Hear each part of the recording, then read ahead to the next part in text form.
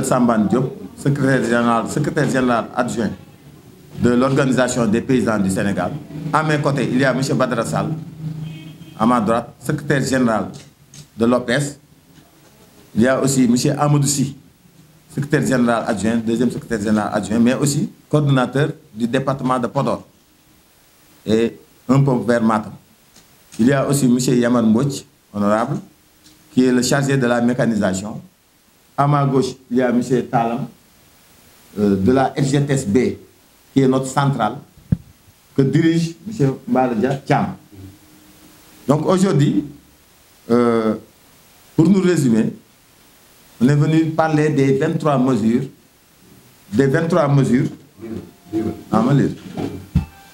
Donc, chers journalistes, du 4 au 8 mars, le syndicat national Organisation des paysans du Sénégal, affilié à la FGTSB, que dirige M. Mbaladja Thiam, avait organisé, comme d'habitude, une tournée nationale pour élargir sa base, mais aussi et surtout recueillir les problèmes du monde rural. L'avènement du nouveau régime, avec un gouvernement qui a vu l'érection en un seul ministère, l'agriculture et l'élevage, la création d'un secrétariat d'État chargé des coopératives et encadrement paysan, le conseil interministériel dont nous avons participé sur la campagne agricole présidée par le Premier ministre M. Ousmane Sonko, avec les 23 mesures, les 23 recommandations qu'il a faites pour une campagne réussie. Nos visites de terrain ont permis de consolider les innombrables problèmes qui gangrènent le secteur primaire. Ces problèmes sont parfois identiques au niveau national, mais il demeure aussi qu'il existe des problèmes spécifiques à des zones données. Nous avons aussi, depuis 2017, milité pour un monde rural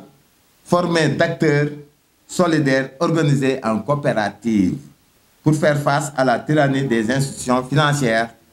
des marchés d'approvisionnement, d'intrants et de matériel et des marchés d'écoulement des productions. C'est ainsi que l'OPS, à la veille du démarrage de la campagne agricole, se voit obligé d'alerter sur certaines questions et de proposer des pistes de solutions pour améliorer les conditions de vie des acteurs ruraux.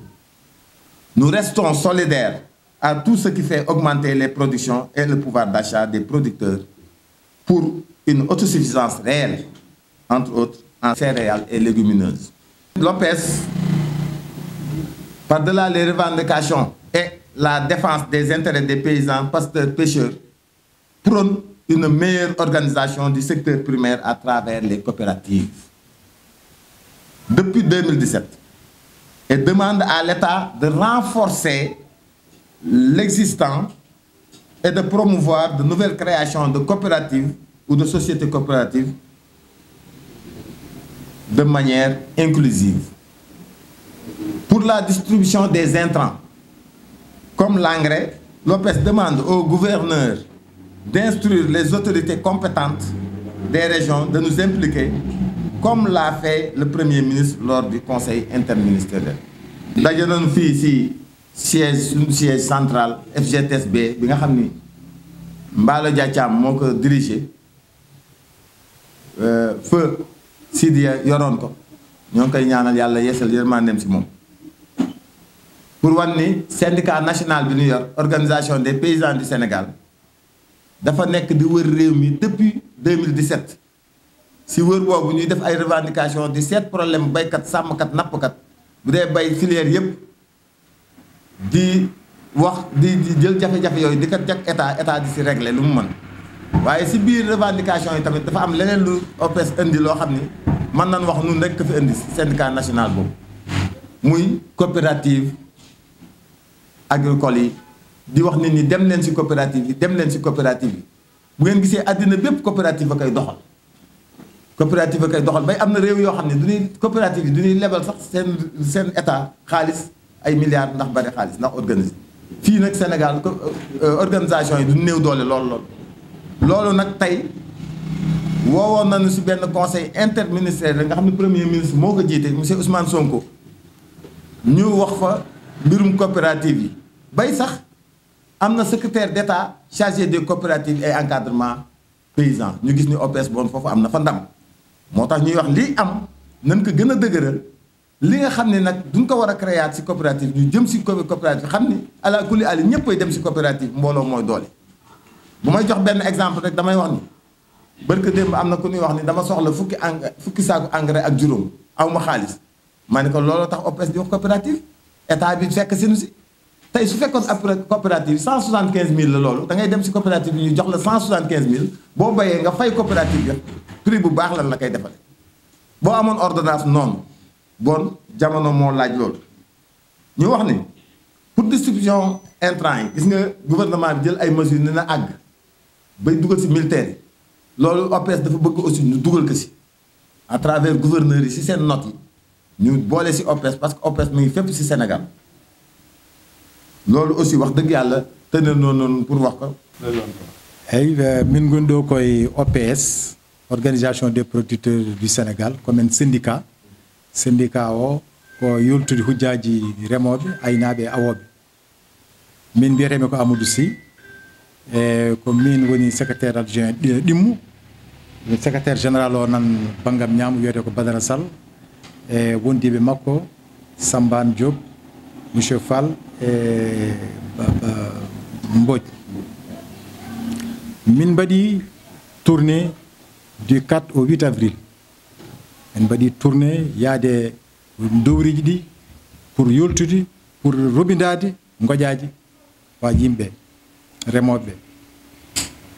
laamu kesu ari e nder laamu kesu ngu rendini awo e gaynaka ɗum amen jaadi hen kono kadi ɓe mbaɗi kadi coopérative uji le secrétaire général toppiriɗo coopérative uji ɗum kadi amen jaadi hen mais ɓe mbaɗi kadi ko wiyete conseil interministériel e on conseil interministériel kadi min noddama hen ɗum waɗi tugnade e minen komin mbaɗata ko hono wadde feere yolta hujjaji remoɓe awoɓe e aynaɓe ɗum ko liggey men komin waɗoɓe ɗum kono gueɗel ɗimmel ngel ko faati e juɓɓudi min nangi minen juɓɓudi foti wonde coopérative ɗum amen kaɓo ɗum guila 2017 laamu ngu tawti e menen walla min jiitodiri hen amen mbasiyo laamu ngu en waɗi coopérative uji goɗɗi ɗin yo balle mais kala coopérative kadi baɗeteɗi kosi ene moƴƴi waɗire gam hay goto wasa ɗaccede caggal yimɓe kalda e nanodiri kalda pammine holko ɗum woni e hoto hucca e hoto faya gueɗel teɗimmel nguel laamu ngu holliri e campagne oɗo mo gonɗen ene yiiɗi yo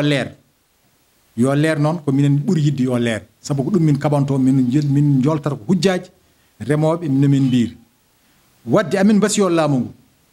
e kala commission o premier ministre wirini eno arrêté o yaltirini minenne kala nokku yo taw gouverneur uji ɗi ene kollita préfet ji ɗi e sous préfet ji ɗi mbiɗa commune foof tawa amen gona hen min gona ƴewande min gona toon min gona ƴewde ko yahete ko artete e ɗum woni ɓuuri wonde muujibo hollude tan hannde o